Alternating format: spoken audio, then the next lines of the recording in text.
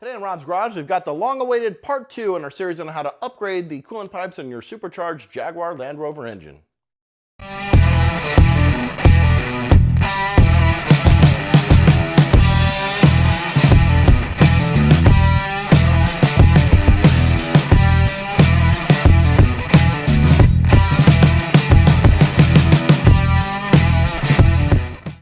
Welcome back to Rob's Garage. I'm Rob. This here's my garage where we maintain, upgrade, repair the likes of Land Rovers, Corvettes, Ferraris, Japanese motorcycles, and of course I track my BMW M3 over here. Now today we're going to install the aluminum coolant pipes using my 2016 Range Rover Sport here with the 5.0 liter supercharged V8 engine. A similar procedure applied to the V6 models, not only Range Rover Sports, the full-size Range Rovers, the Jaguar F-Types, and a series of other Jaguars. Now, we're not only going to install the new coolant pipes, while we're at it, we're going to upgrade the thermostat, the water pump, we're going to put new gaskets in various places. We've got new spark plugs, ignition coils. I'm going to change out the pulleys, the belts, the tensioners. I know it's taken a long time to get this video published. I'm sorry about that, guys. It's been a very busy summer. Over 4 hours of content that I've had to go through and edit. If you want these videos to be published a lot quicker, do me a favor, hit the like button, subscribe to the channel. It gives me motivation to keep going with this and to keep providing content to all you guys. Disclaimer, I'm not a professional mechanic. I'm just a guy that likes to DIY in his garage, and occasionally I screw up. So if you got pointers, you got feedback on how to do things better, drop them in the comments. But without further ado, let's get rolling. Replace the spark plugs and ignition coils now. We've already done the driver's side. We are on the passenger side here. The reason we're going to video the passenger side is because it's a little more difficult. If you can do the passenger, you can easily do the driver. We're going to start by loosening the coil pack wires. There's a lot of room to get in here, particularly on with these pipes in the way. So we've got, there we go, here's the coil pack wire. You start by pulling this out. You use a pick tool here, and you're going to pull this like that. Then you need to push down on that same gray tab while pulling it out. Like that. We got a different pick tool now. It's a little bit longer of a head because I broke off one side of this tab. Just not a lot of room to get in here. And I just broke the other side. So this is brittle. Passenger side, you've got this rail of wires that sits on top of the bolts that you need to access to pull the coils off. So you do not have this on the driver's side to worry about, but on the passenger, you push these, there's 4 of them, you push this, or 5, you push the tab down here, you just slide it up, maybe.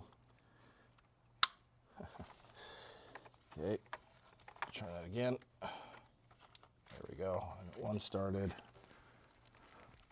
Just kind of move from the front to the back. That's 3, don't want to go back on us. I've removed the coil wires for the first 3 spark plugs on this side, but the tabs on the last one broke on us, so we're going to try and remove this bar and see if it helps us get better access. Remove it. And then the last one is way back here.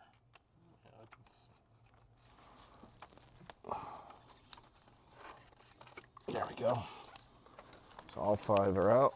Let me show you what a good one looks like. It's got these wings on the side, and for some reason the one in the very back, on the passenger side, was just so brittle that as we used the pick tool, each wing just broke off as we tried to pull it.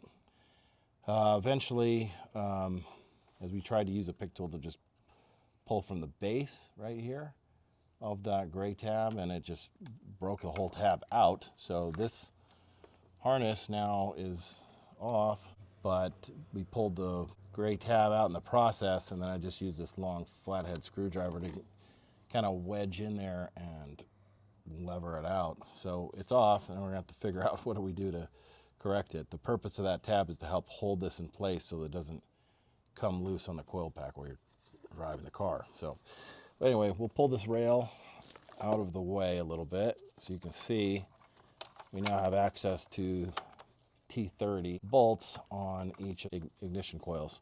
So we'll loosen those up and then start the removal. Okay, we've got a long T30 bit here. You don't necessarily need a really long one like this. You could just use a long extension. We didn't need this on the other side. We could just use a regular, T30 socket. But the problem with this is on this side there's just not a lot of room because the way the cylinder head's designed with all these wires in here. So we're just breaking all 4 of them loose. Remove these ignition coils. We found it pretty easy on the driver's side.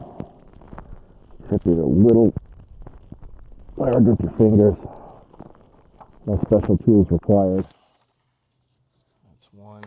It's simple. Just have to kind of weave this around pipes. Come straight up. Okay, to get the spark plugs out on the driver's side, what you need is a 14mm spark plug socket, a decently long extension. But on the passenger side, we're having to add an additional extension. Get your spark plug socket in there with the first extension, but it's not long enough to really get a ratchet in there very well to have leverage. So I added the additional there, and there's plenty of room. First one, 2, wire's in the way a little bit. There we go. 3. See that? Comes right out. The new plugs in, just kind of hand tighten them. And then we got a torque wrench, torquing to 20 Newton meters. Right there.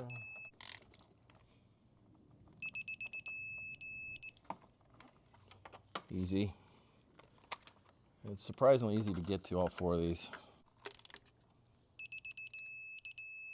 This is one of those things that has nothing to do with the coolant leak repair, but while we're in here, we have so much removed already. It's just easy to get to the spark plugs, and they're due for a change. So I thought I'd show you guys what it takes. New ignition coils in here. They just kind of push in, and you'll see they don't, at least I don't find a way to get them to seat all the way down. What you have to do is get the bolt lined up here. And then the bolt is actually what tightens it down and seats it. And we torque these down to 7 Newton meters. Not very much at all. Okay, now we'll put this rail back on. We'll try and start in the back. Just kind of make sure every tab is lined up. And finally, I'm going to plug 2 more ignition coils in, at least. We've got the first one already in. So a little trick we found on these, I didn't seem to have the same problem with the driver's side, but on the passenger, there's just not a lot of room to push. So I found a trick was push down on that tab, just like you did to remove it. To reinstall it, push down on the tab as you're pushing it back on, and that gets it over the little marking, the little, I guess, hump that this needs to clear, and then you can push the gray tab. Okay, next we're going to replace the 3 idler pulleys on here. Got new ones set up since we're replacing the tensioners and the belts over here. First you got to take a flathead screwdriver, pop the covers off. That's one. There we go. And number 3, way down here. These idler pulleys, take a 16mm socket, pull off the retaining bolts. Each idler pulley that we just removed is slightly different. So the driver's side one here, this is the Land Rover part number you're going to want. Okay, that's the one that goes right there. And then on the passenger side, I couldn't get a Land Rover part for the upper one, but here's from Euro Parts. That's probably the Land Rover equivalent number anyway. That's the one that goes right here. And then the other one, the passenger side, here's your Land Rover part. And that's the one that was kind of hard to see down here. Before you go installing the idler pulleys, just double check to make sure you've got them with the right orientation. relative to what you removed. It looks like on the driver's side there's a specific orientation. I didn't notice that really on the passenger side, but I tried to match it up as best I could. Each of these should torque to 48 Newton meters. We're going to put these covers on, and they just kind of help protect dirt from getting in. Just kind of press it in.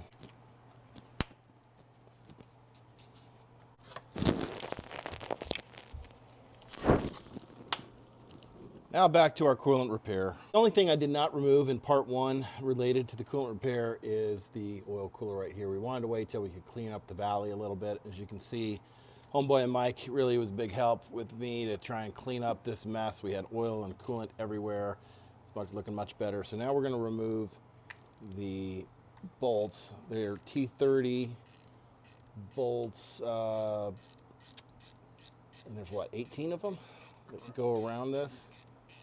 Could probably do this a lot quicker with the electric, but I don't want anything to spill on that coolant right there. We're going to be very gentle taking these front ones off so they don't accidentally drop in the engine. We'll take these off, and we've got this diagram here. We've marked up where we're going to place all of them. See how bad this leaks as we pull everything out. Ooh.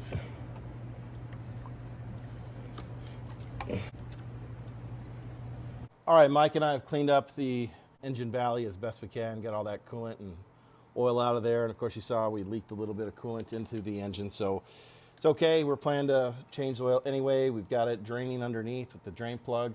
I'm going to replace the filter. While I'm at it, I got a new cap to put on here. After about 15 oil changes, this thing is starting to get a little bruised up. So over the years, it's just gotten stripped. We're gonna use a strap wrench here. That'll loosen it up. In case you want to buy a new cap, there you go. Land Rover part number there.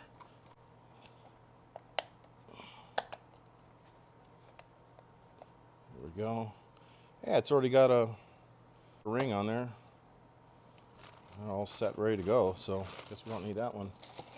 We'll put a little bit of oil on here and then tighten it down. Torque it, 25 Newton meters. All right, now we've got the oil cooler all cleaned up there.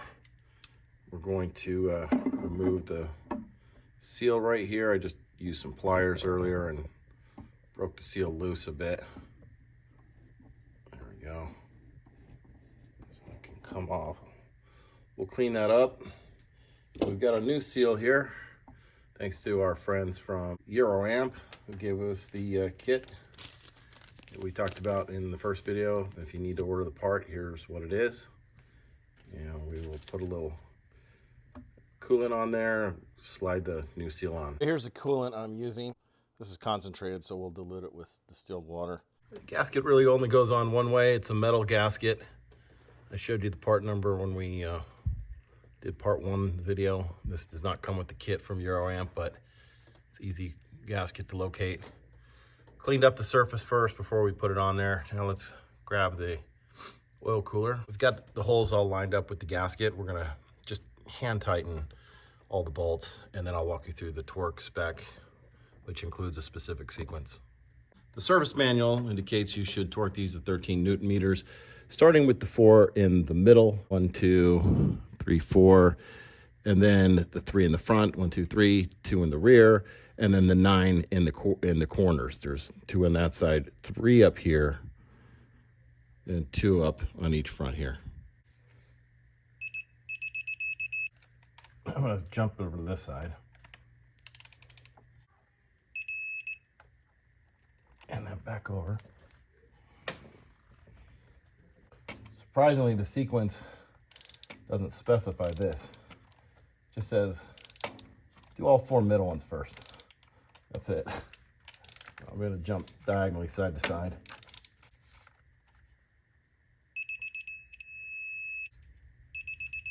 Now we'll do the front. I'm going to start in the middle and work my way out.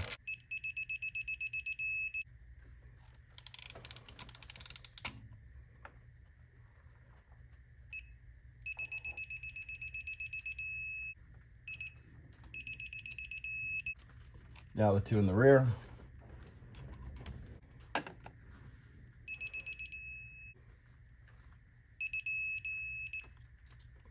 Now we'll do the corners.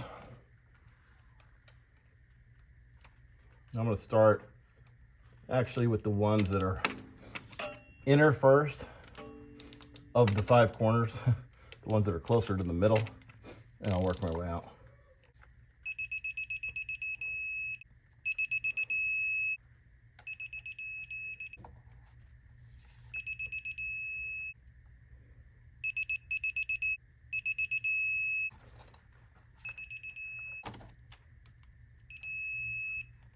Last one.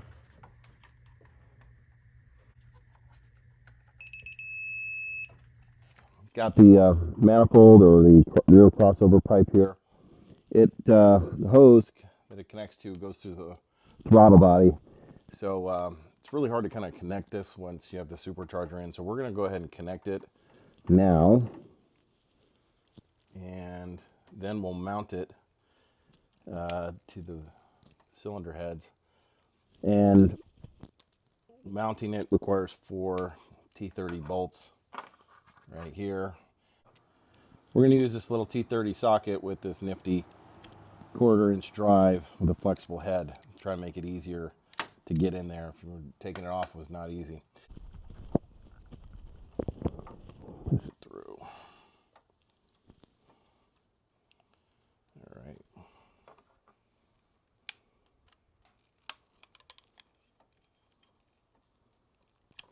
I'm leaning over the side of the vehicle, being very careful not to lean on the air hose here for the suspension.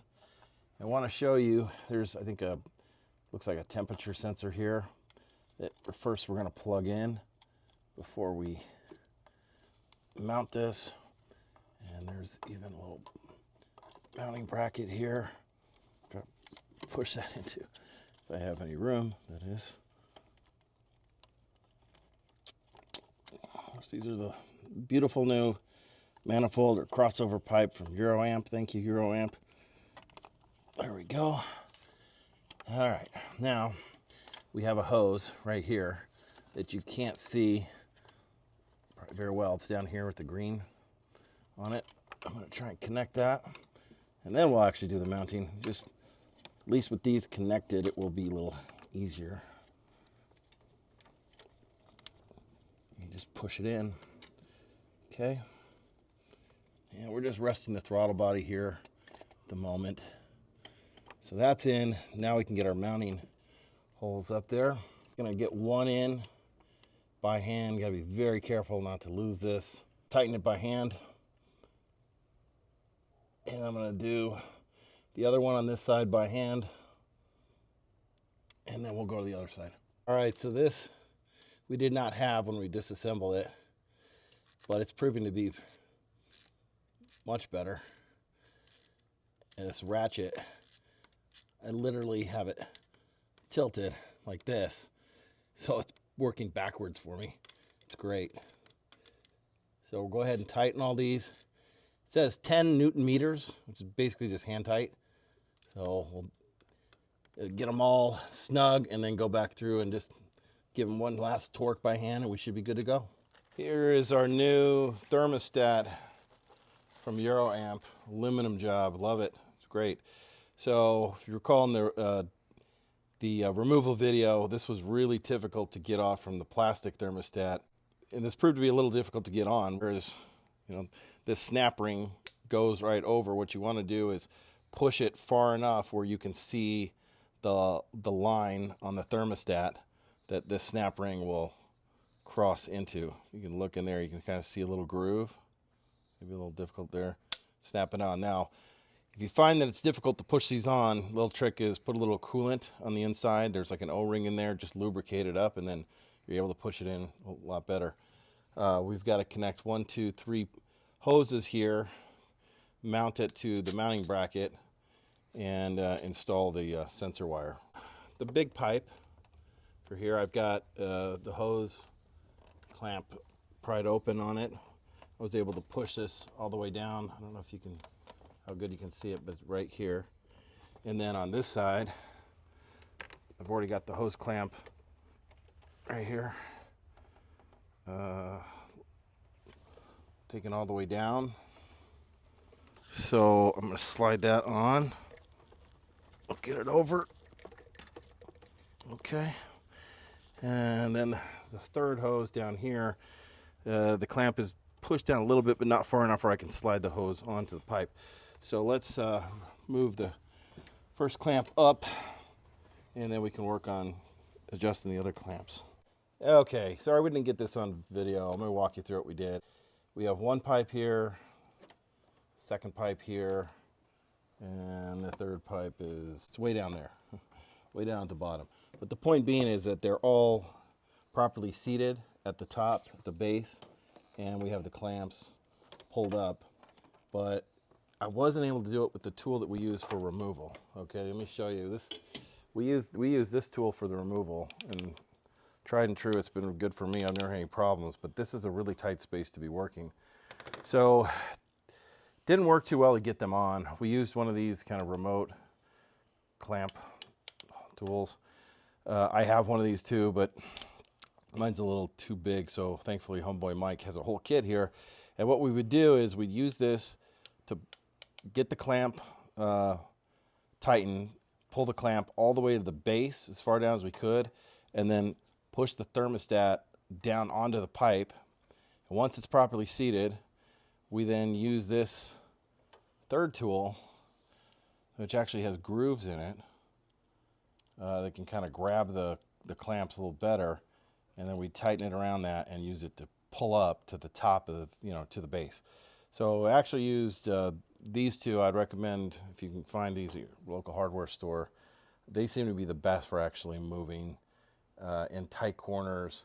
And with, I think the tolerances with this aluminum thermostat is just a little tighter, so it's a little harder to get the clamps over them, but it should be a really strong hold. Taking this T30 bolt, mounting the thermostat to the bracket, requires 10 Newton meters, so just hand tight. And we'll find our sensor wire here, and it clamps in two places. First, let's get down here, see if we can show where the sensor plugs in. Down below, click into place. And we got two locations for it to connect. One up here, just to hold the wire out of the way, or maybe it goes down below. Actually, I think it's supposed to go up top, but that's fine. And the other one, what the hell is it, Mikey? Oh, it's down underneath. So it's actually hidden underneath this. There we go. Done. Next up, we're installing the coolant pump or water pump. Put a little bit of, you saw me put this new O-ring on here with the oil cooler, and I just now put a little bit of coolant on it so we can slide this pipe over it. And I put some coolant inside the pipe as well. Why? Just to kind of help lubricate it so that it slides on this way. I think that's it right there. We'll do the same with this O-ring up front. So we're going to slide this on. Don't forget there are new gaskets you need to install with these. Right here, one on each side. All right, we're going to get these up, line up your holes.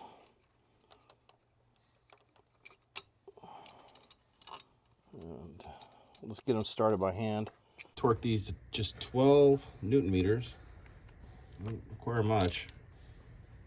We're going a crisscross pattern.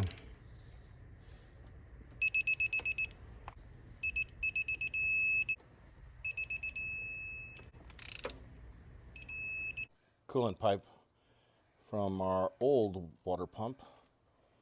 We'll connect up top.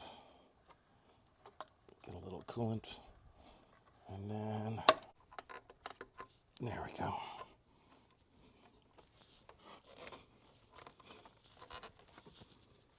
Yeah, that looks like it's on. And now we can demonstrate these wonderful clamp pliers. We're gonna get caught. There we go.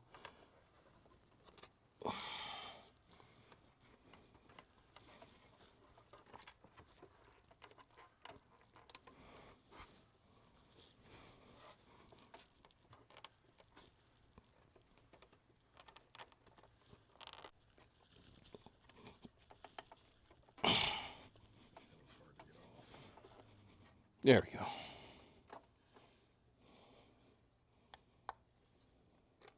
So the moment is finally here. We're going to replace this coolant pipe that broke on us. Again, it was plastic pieces underneath, if you saw the disassembly video. Wrong way, whoops. So what I did is I lubricated those O-rings a little bit with some coolant. It's really easy to line up these correctly. Coolant just helps them slide right in. There we go. We've got our bolts here. These are some T30 bolts. I'm a little paranoid. I'm going to put the little Loctite on these. I don't know if I really should, but I don't want them to come loose. And I don't want vibration in this, I guess is what I'm saying, and for it to, because that's apparently what happened. The original one looks to me like there was some vibration in it, and it broke the plastic. Now, obviously, we're not going to have any plastic breaking on us now. I'm going to torque these to 12 Newton meters. There we go. Now we are ready to install our supercharger. New gaskets on. Took the old ones off, cleaned up the surface, made sure there's no debris.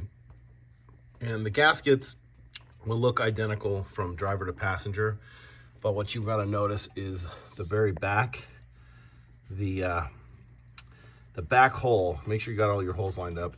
The back one won't line up correctly if you have them on the wrong side. So even though you can flip them upside down, I think it's kind of foolproof to help make sure that you don't.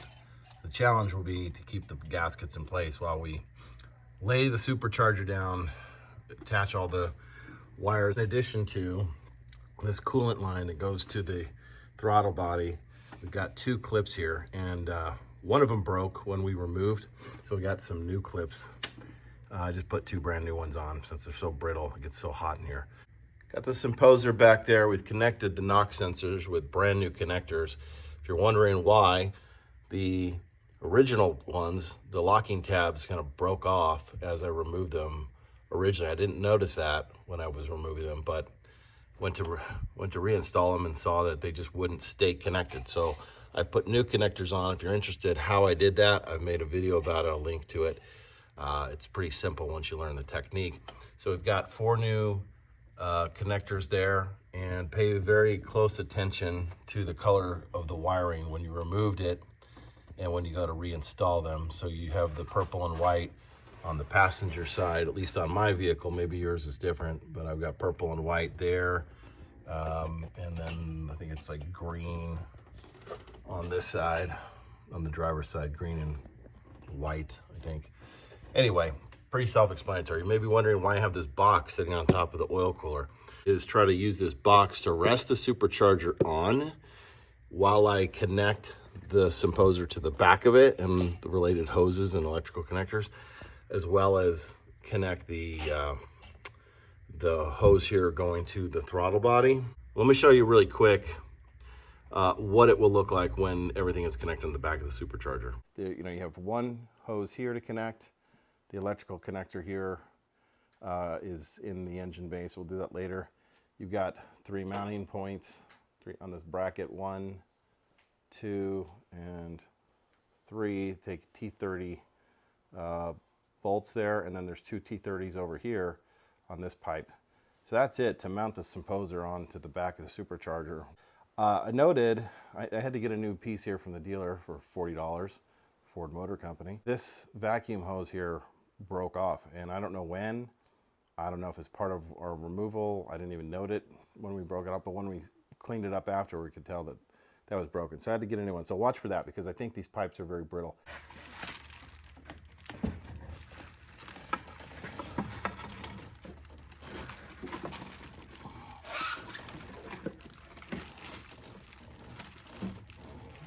So here's how I positioned the supercharger so I could connect everything back there. I used a rag on the oil filter housing, kind of propped the supercharger up there. I was able to get access to all the bolts needed, starting by hand, and then just hand tighten them with the T30 Torx bit. The only thing I haven't done yet is connected this coolant hose that goes around the throttle body. It looks like, see, there's There's little white marks on that hose. They kind of indicate, I believe they indicate where those clips go. And then the clips connect. They connect underneath here. Let's see if I can show you. Right up in here.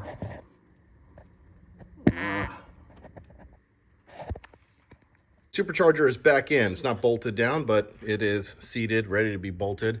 Sorry I didn't get very good video on this. It's a little difficult with one person this go around.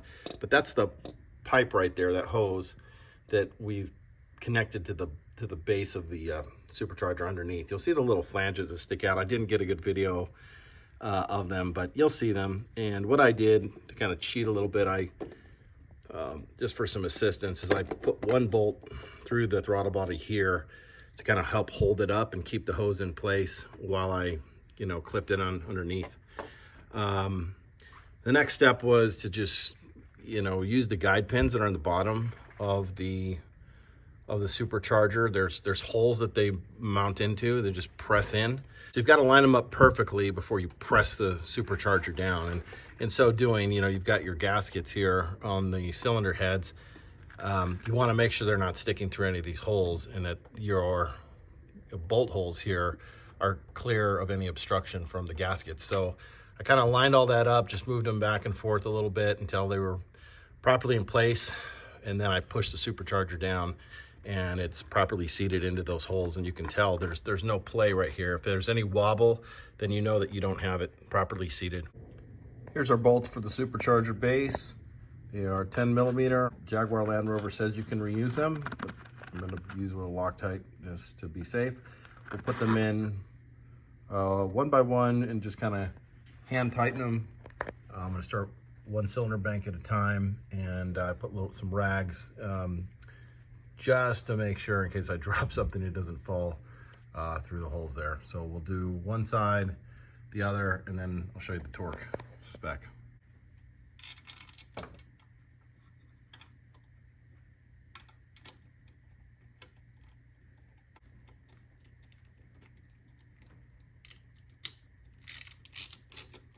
According to the service manual, the torque spec on these bolts is 25 Newton meters. It doesn't provide a sequence. What I'm going to do is start on the passenger side in the middle. Now I'm going to switch to the opposite side here on the driver's side. So not the same middle one, but the one that's kind of diagonal. I'll do that same bolt on the passenger. And crisscross here on the driver.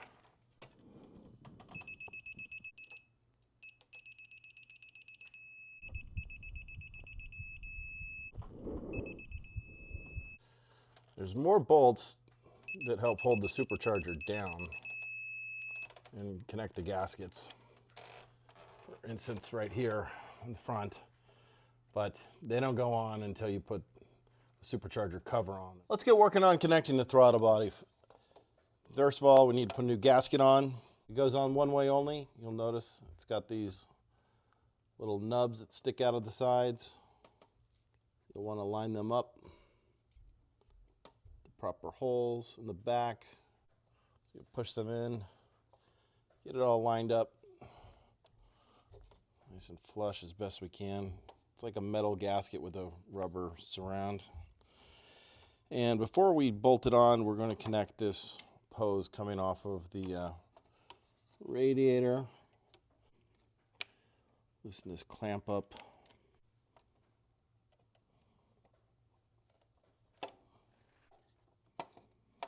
We have 4 of these unique bolts. They take a T30 socket. Maybe one of you engineers can explain these bolts to me. I don't understand how they work precisely. Rubber bushing would make me think it's to help with vibration. I'm just going to get these started.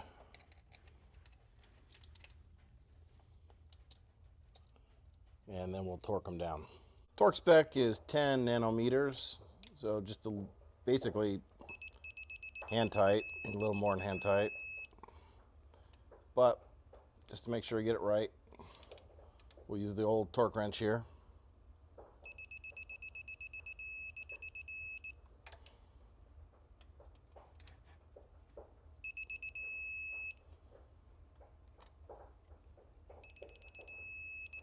And then the last thing, we need to connect this right here, control the throttle.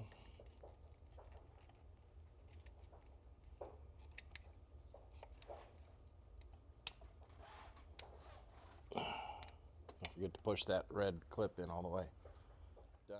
Next up, we're going to prepare our top or front crossover pipe, whatever you want to call it, for installation. This hose mounts to it, and this little nipple here connects into the water pump. But we're going to replace this nipple because our kit not only came with this, but it also came with this little brass nipple, which should be better than the plastic, theoretically. And I've already noticed, as trying to test fit, that we're going to have a problem with this mounting point here. I'll explain in a moment. I lubricated the bottom of this pipe here with some coolant because it's a really tight fit. And we got to slide it underneath this hose. And I'm still pushing it on, but what I did is I tried to get it from the back side and then kind of push it toward the front. Push this brass piece in. You know what, before I undo that clamp, tighten it down, I may leave it loose just in case we need to twist this a bit. Already got coolant on this pipe, but we'll give it a little bit more. It's been sitting there for a bit.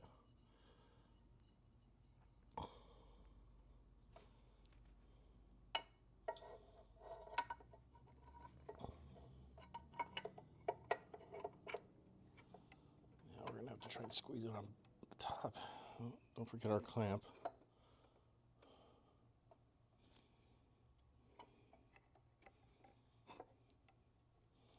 Here's what I was going to show earlier. You'll notice this is actually shorter than the OEM. The OEM has this, it's much larger there. See that mounting point? Much larger that is compared to here. So I got a shorter bolt that we'll use, and that's probably okay. The hole lines up well, but it doesn't line up too well back here. Look how far off that is.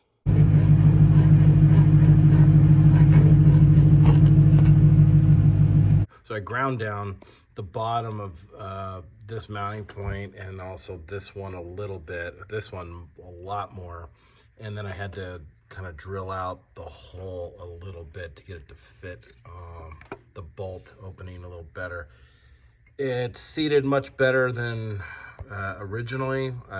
Hopefully it's seated well enough. And now it should, we'll get it lined up here. We'll get it to fit right. I'm going to take it out now and put a new O-ring in because we've been taking it in and out, in and out, in and out. So the likelihood is that O-ring is probably not in the best condition, even though visually it looks okay. But we'll take that out and we'll try to put the pipe back in and mount it to the hose and see what happens.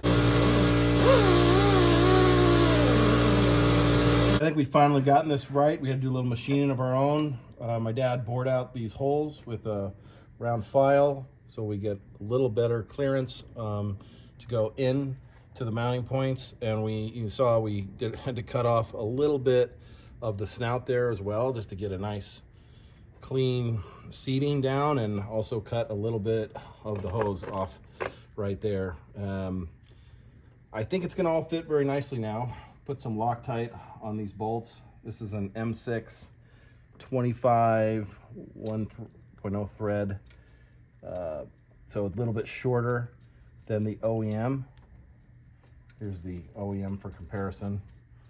And we're gonna keep that OEM back here. Got some blue Loctite on them just to kind of help hold it down. We'll tighten these by hand and then torque them. Next, we're going to put the supercharger cover on, or the charge air cooler, as it's officially called in the manual.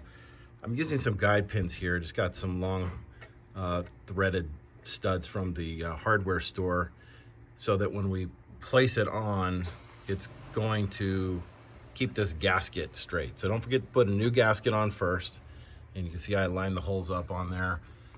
It only goes on one way, and you'll know because there's 3 holes in the back on the of the supercharger, and there's only 2 up front, so it'll be easy to figure out how to put it on.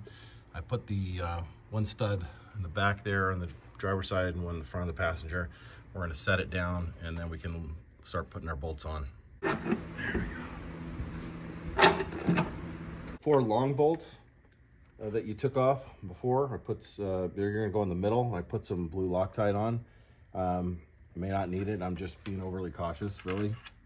And those 4 bolts go in here. Now there's a certain sequence that we need to torque all these down on, but I just want to get all the bolts hand tightened on here, and then we'll go through and torque them. When we took the bolts off the supercharger, we drew this map to indicate where they'd go. All of these bolts around the perimeter are the exact same. The 2 in the front are really long, so these 2 are different, just like the 4 in the interior are different. Okay, we're starting here with our 10mm bolts, the interior torqued to 25 Newton meters. And then we're going to go to this one. Number 3 is here on the passenger side rear, the interior. Finally, driver's side front of the interior, 4 bolts. These are actually a T40 socket. Okay, number 5 is on the front of the cover right here on the passenger side, and 25 Newton meters. Number 6 is back here, if you can get that, on the driver's side.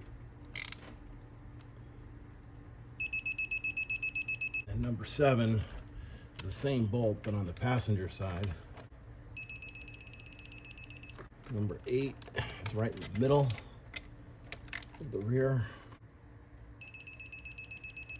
And number 9 is on the driver front here.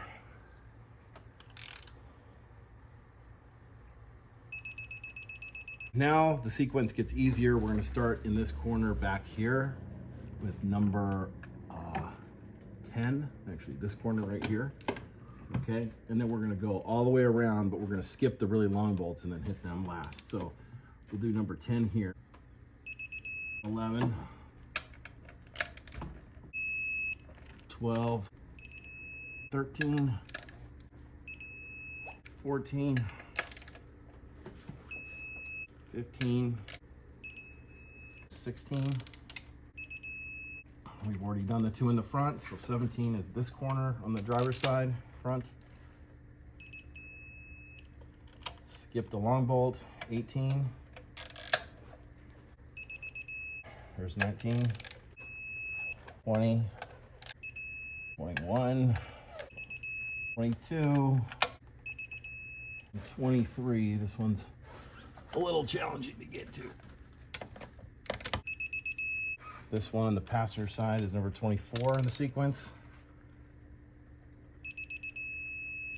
And then finally 25 is the driver's side long bolt. Now we've got some brackets to connect on the rear of the supercharger cover here. First of all, this one is going to set up in the back. You'll have this hose that connects in there. There we go. And then there's this other bracket underneath for the symposer to connect to the supercharger. Next up is we've got our symposer hose here, and we're going to connect it right on there, and then there's a little opening for the final bolt.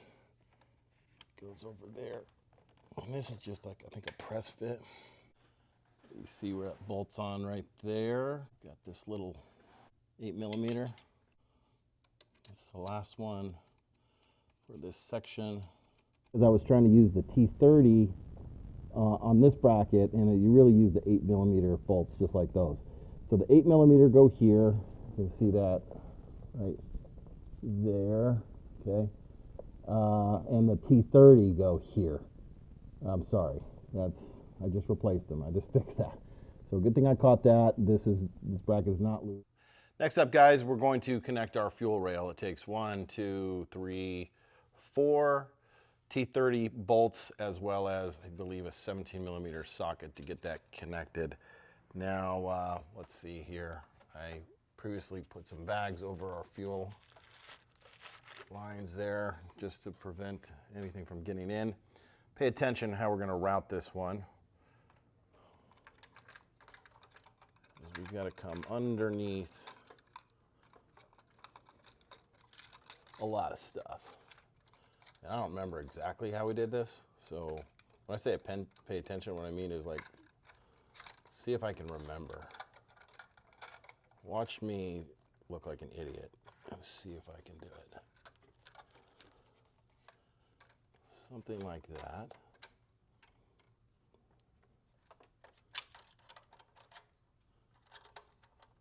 Yeah, we're getting there. That's there, that's there. Yeah, not too bad. Might be easier to reach this with a crow's foot, but I think I got it okay.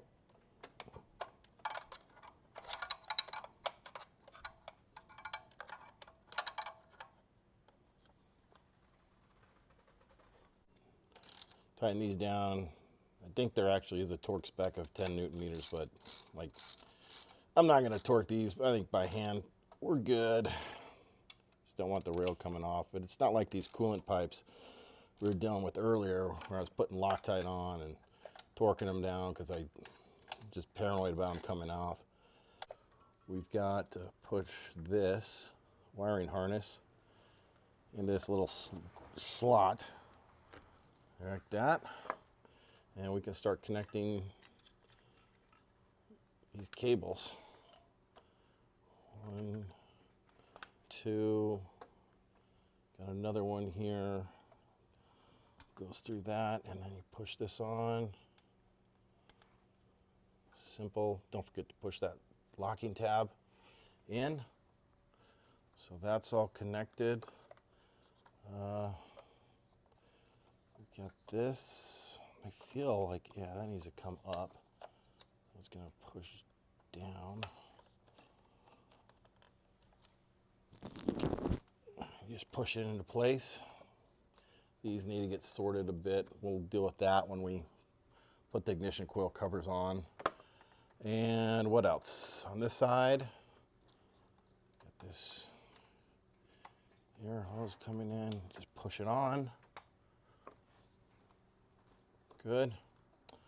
And I think last, over here, let's connect these. Although this needs to come under that, I believe, and push that on. You probably couldn't see it. Let me show you that. So I'm talking about right here. We just push those together. I believe I've got all the pipe routing correct now. So this pipe here is going to come over these wires and over the fuel line, plug in right there like we showed earlier. Wraps underneath where the charge air cooler or supercharger cover cooling lines will come in.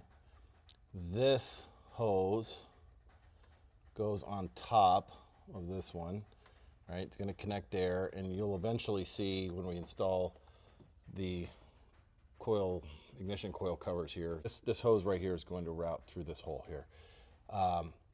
Take note that there's a little connector right there at this hose that comes off of by the symposer. It plugs into this bottom one, so take note of that. This hose up here, make sure it's connected onto this. So these two are kind of connected with a little bracket. Now I think originally I said, you don't necessarily have to take these covers off. I was just doing it because, you know, to get a little better access, and I was gonna change the coil. See, that just popped off. I'll have to push that back. But I actually think really in order to get good access to the fuel line and disconnect it, you had to take these off anyway. By the way, right here, this little nub, I believe that's where this is going to connect. That's kind of it. I guess this maybe pushes up in the fuel line too. Well, bear with me. This is just kind of sliding it through, gentle. Obviously that'll come down here. There's that nub. Pushes in, slides in. We got to push this back down. That clip I was just showing you earlier. Okay. Yeah. Driver's side cover, you do have to take the oil cap off. So slide it underneath all this garbage. These hoses here slide onto it. So let's do that first. Put the oil cap back on.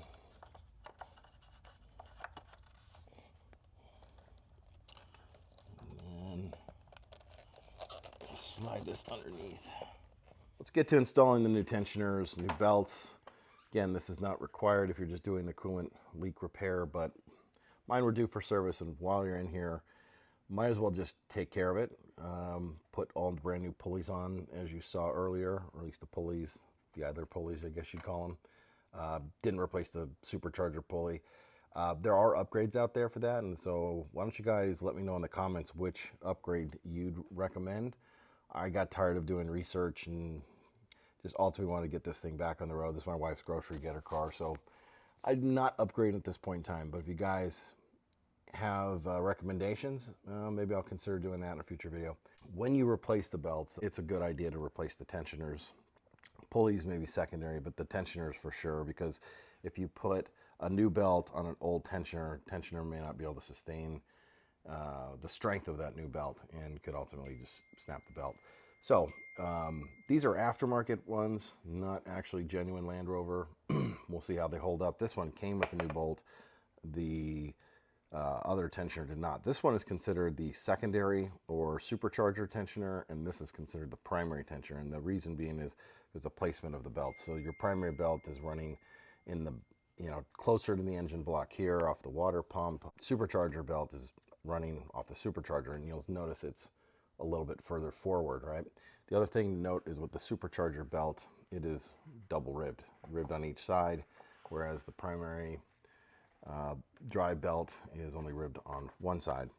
Went ahead and got a new genuine Land Rover fan pulley cover as well. Starting with the drive belt or primary tensioner, it's got one 15mm bolt.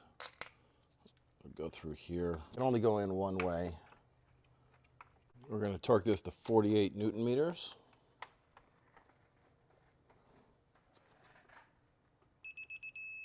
You know, I just said we're going to use aftermarket tensioners. Well, and I noticed something. This pulley was smooth and also larger than my original.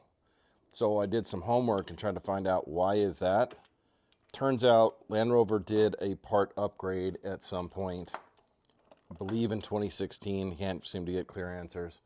But I think in 2016, when they moved to what I have originally was the grooved pulley and smaller in diameter pulley, as you can kind of compare there. But what's confusing to me is they still used a double-sided ribbed or grooved belt, even on this. It makes no sense. Or maybe it does work. I don't know. Do we have an engineer watching who can tell me, can you actually put a grooved belt on a smooth surface? I've never seen that. I've never done that. So I got a little apprehensive. I broke down and bought this from the dealership. Didn't even come with new bolts. So make sure you know the right location for the new bolts. 3 of the 4 of them are all the same size. But this one down here in the corner that goes behind the fan cover, that is a long bolt. And then this one up here has a bolt that connects to this bracket that helps hold, I think it's an air conditioning line or something, but it's the same bolt as the final one here. If you try to buy online, you're most likely just going to come across this, which is the old style. I could not find this online. While I was at it, I bought the correct belt as well, because what happened when they made the change, they also changed the size of the belt. This is a 7-groove, 1,430mm long belt, and the belt that I had purchased would have been too long, because the old version was a little bit longer to account for this larger pulley. So there you have it. Maybe by the time that I finally get around to producing this video, you'll be able to find these at more reasonable prices. It's a serpentine belt that I'm using here. Before I put this big tensioner beast in here, I'm actually going to start routing this belt on first, just to kind of make it a little easier. In the removal video, you should take make a diagram, but I'll show you guys some diagram as well. You can look at from the manual.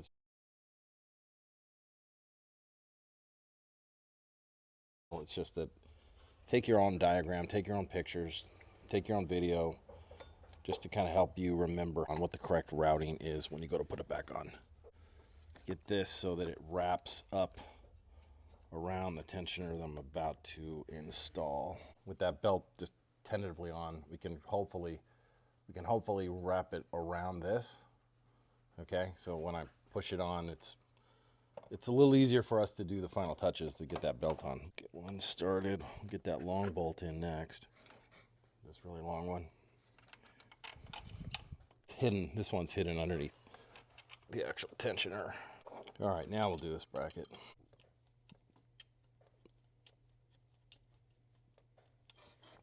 Start tightening them down. We're going to torque those down to 25 Newton meters, but I'm going to hold off for a minute because I want to get this first belt on all the way. So like I said, it's a little challenging getting it around up here, and hopefully if we did this correctly, we've done it.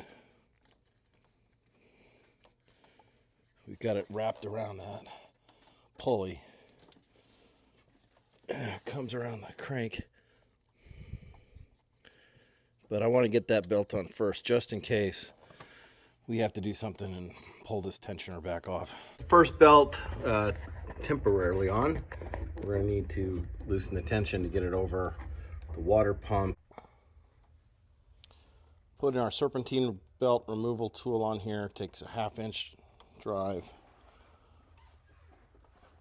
Let's loosen that tension. It's up over the water pump. There we go. Now that we've got that first belt on, we know that it's working well behind this tensioner, so let's torque it down to 25 Newton meters. Again, these are 13 millimeter sockets.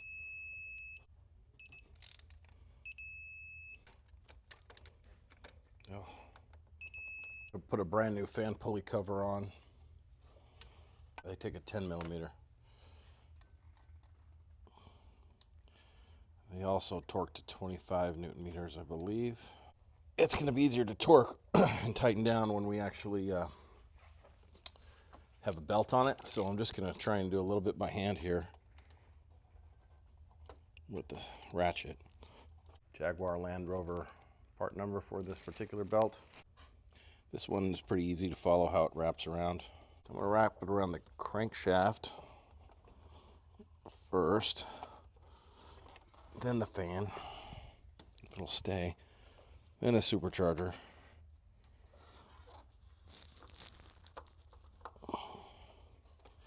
Yeah, kind of like that. And we'll just loosen that tension. You know what? And we'll put it around that. We'll get it on the supercharger after we release the tension. How's that?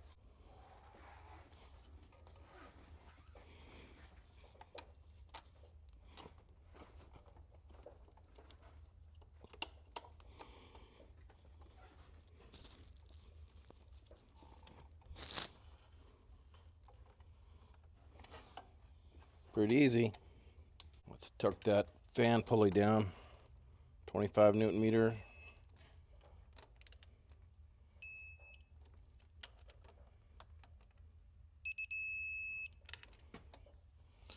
And then this line bracket slides in, and then there's a bolt that holds it on. I gotta figure out where I put that. Next up, we got to get all these coolant lines connected that run through the air charge cooler or supercharger cover there. There's a total of 8 connecting points, 2 there, 2 over here, 1 down there, and 3 right in front here. I think we're going to start with this one because that will probably be the most difficult one to get to. Let's connect that, and then these pipes maybe then connect the supercharger and then top it off here.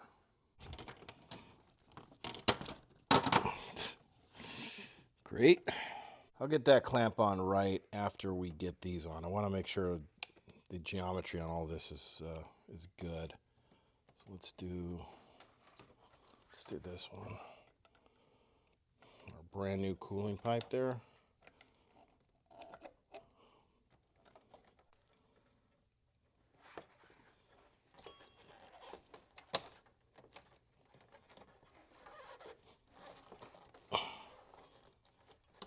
There we go.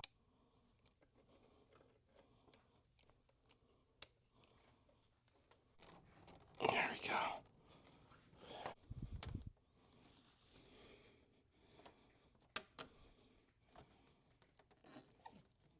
There we go.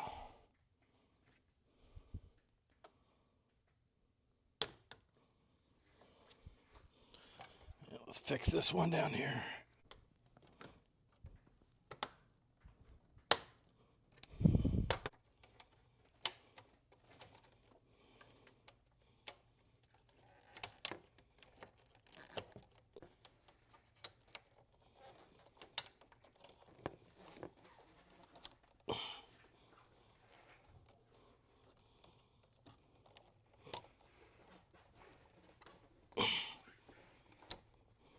You can see they're marked front, rear, front, rear. This last pipe on here. Oh, I'm getting excited. After this, we'll just get the fan, the intake on, the air intake that is. And we can fill it up.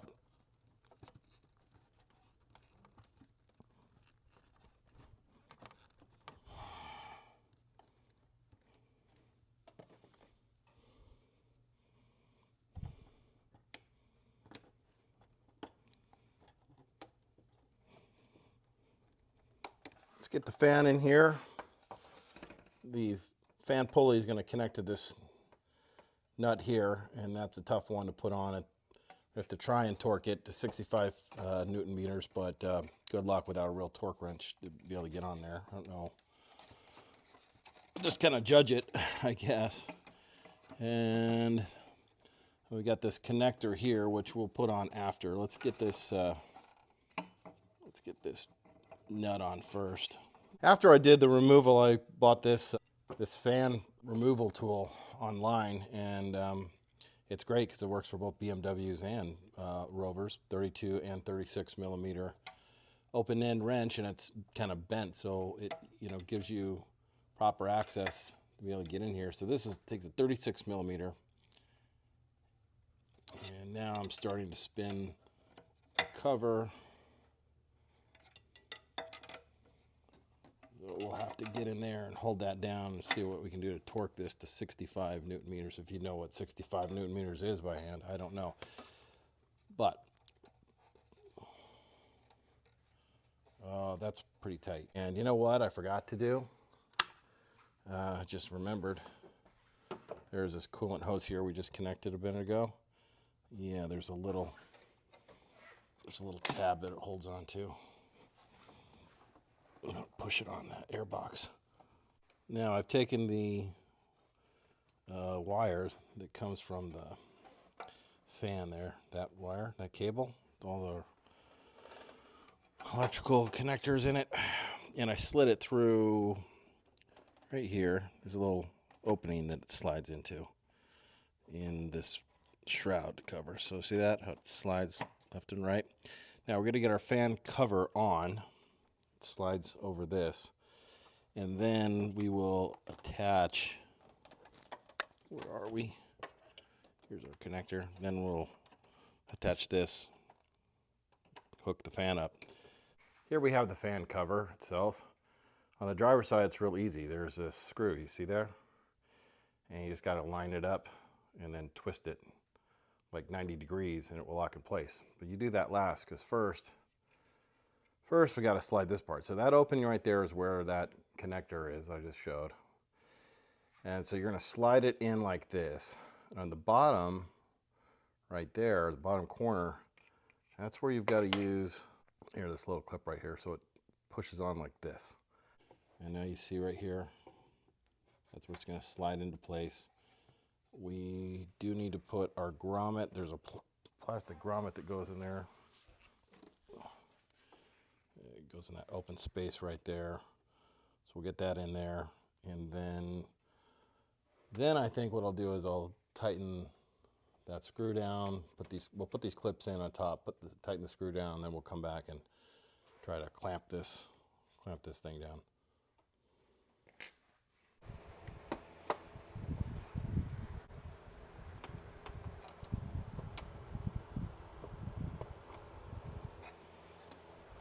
Let's get this air box installed. It's 7mm nuts here on these clamps, 1, 2, 3 clamps. And then there is a 10mm retaining bolt that goes up here. First thing is I really want to get it on the throttle body. Well, I thought I could shortcut it and leave the side pieces on the air box, but that just wasn't possible. Just not enough clearance to slide this thing back on. There, we got it now. We'll line that clamp up here and tighten it down. Then we'll do the side pieces. Let's put this bracket on here.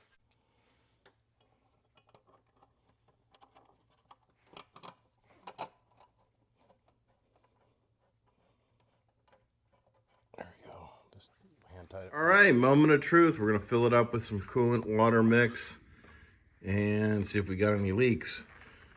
So to do this, the bleed procedure is you've got to take off the covers that go over the radiator and right here and the reservoir here. So there's your cover. It's just kind of pull it up. There's 2 nubs right here that it kind of fits onto.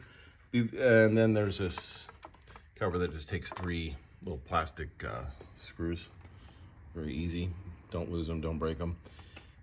Once you take those off, there's just a 8mm bolt that holds the reservoir down into the engine bay. Lift it up and then push it out, and then lift it up a little bit more. You need to elevate this at least, I think, 1.5 inches. I've got a little bit more than that up from its base in order to have the coolant drain properly. Be careful this hose right here.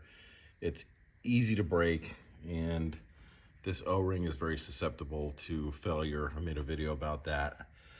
I'll provide a link. And then there's a couple bleed screws. So one here, one here, which actually our kit from Euroamp comes with this nice brass piece. And the last one is right here. Now this one is a little tricky. This was what we installed, because I didn't really show that in the video, but it just presses on over that. In order to release it, you gotta squeeze the top, kind of nudge the sides off a little bit. I'm not gonna take it all the way off. I'm just gonna leave it like that so you get a little air coming out. And now let's start filling it up. So it's fully concentrated, so you've gotta mix it with 50% distilled water, which I've been doing along the way.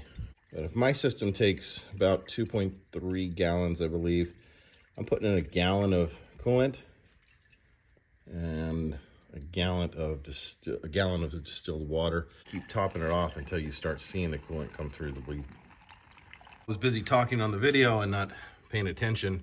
This bleed point here started to seep, and before I knew it, we already had coolant coming through this bleed point. So I quickly slammed this one shut and tightened this one down. Third, I tightened the bleed screw on the reservoir here, and down here is the final bleed screw. But I am just now opening this after getting the reservoir filled up to there. And now we will top it off a little bit more, get a little bit more coolant in there, and then we'll go start the motor.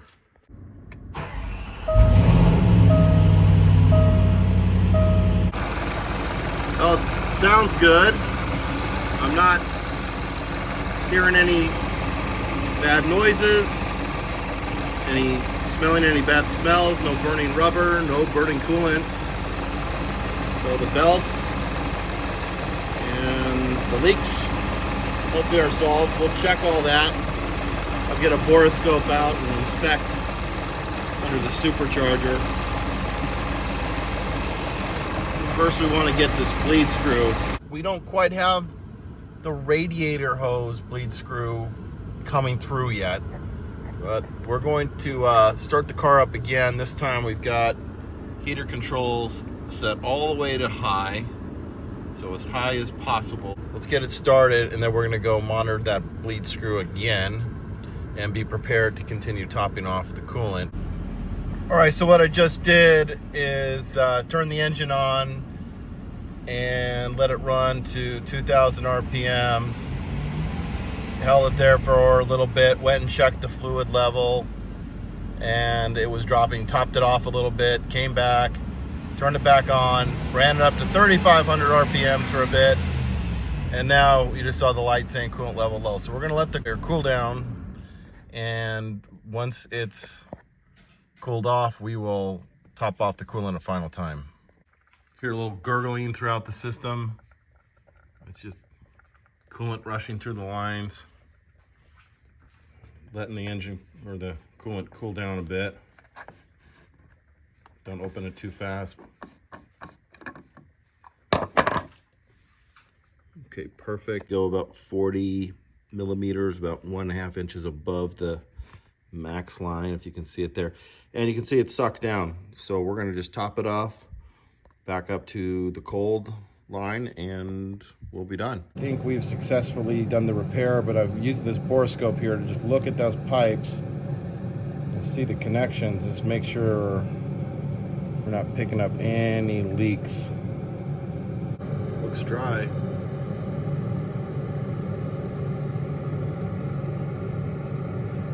Yeah, everything looks dry. Get back in here, look at the oil cooler. Now that we know it works and there's no leaks, there's no bad smells, we're working on putting the cowling in. It's 3 pieces, if you recall. 1, 2 here, and then a small piece over there. And I hope you took a diagram of where all your bolts go. They're not all the same. Here's the trick, is I slipped it over that side first. Okay, so kind of slid it in over there. And then on this side, you gotta make sure it goes underneath this piece here, because this bolt goes in kind of upside down. So there's a lot of bolts here. I started with the 2 right there, 1, 2, just to kind of get it held up in place and just kind of loosely hand tightened them. And then I did this bolt, and then that bolt down there that's hidden, and that bolt down there. That gives us 5.